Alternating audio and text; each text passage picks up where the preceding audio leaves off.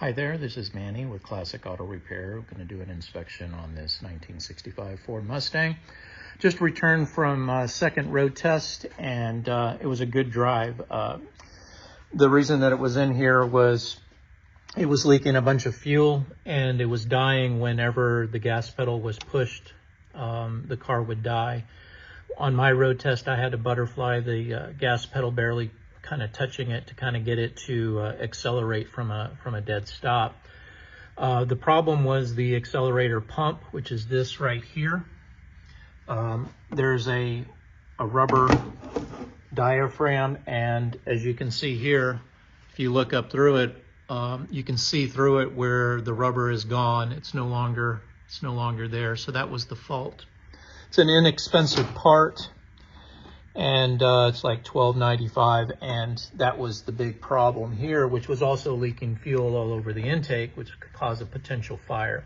There was also a missing vacuum cap down here, which I installed. You can kind of see it down there.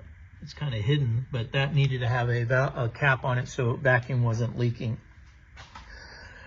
Once I fixed that, I was able to road test, and I adjusted the fuel mixture, the choke on the flapper choke here, adjusted the fuel mix and the base idle, and now it's running really good.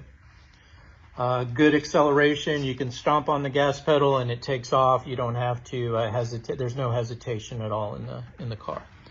So that fixed it. So I had some diagnostic time to figure out what the problem was. Let me see if I can show you where that is. Carburetor leaking fuel at accelerator pump right there, and dies. So there was a $47.50 charge to figure out what the problem was. Repairing it, tuning it, road testing, that was $190 to do that. Let's see, what else do we have? Then I went through and made some notes on it during the road test, and found that when I had mentioned in the other video that the fuel pump was leaking at the hoses, well, in addition to that, let's see if I can get down there with a zoom. This is your fuel pump, and that little ridge right there, that lip that is pressed by the factory that joins the two pieces of the fuel pump, it's leaking. Unfortunately, it's defective, even though that's a new part. I don't know how long it's been on there, but it looks pretty fresh, and unfortunately it's bad. So I put on the quote, the estimate, what it would take to replace this fuel pump and get that leak fixed so you don't have gas dripping close to your exhaust manifold and exhaust pipes and a potential fire right there. Again, I just returned from my road test, 15 minutes, and there's no fuel at the top of the motor. This was full of gas down in these little holes right here. It was all full of fuel from the leaking accelerator pump. All right, so my recommendation is to fix that fuel pump so you don't have any further gas leaks there.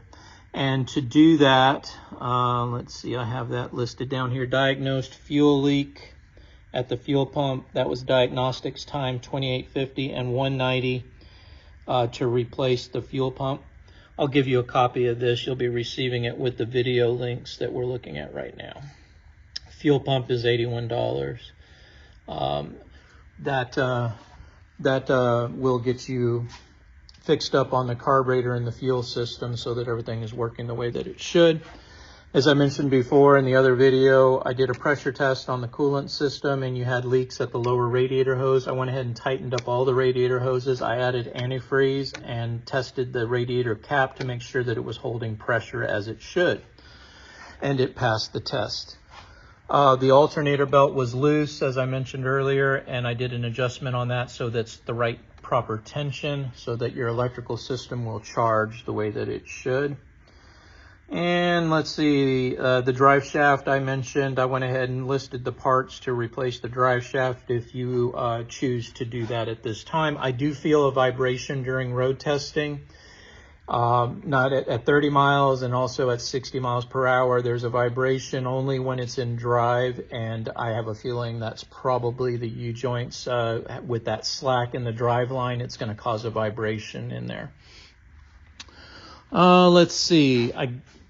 and then I went ahead and did the safety test on the car, and it passed the test. Everything is looking good for safety. That's on the back side of the estimate, as you can see right here.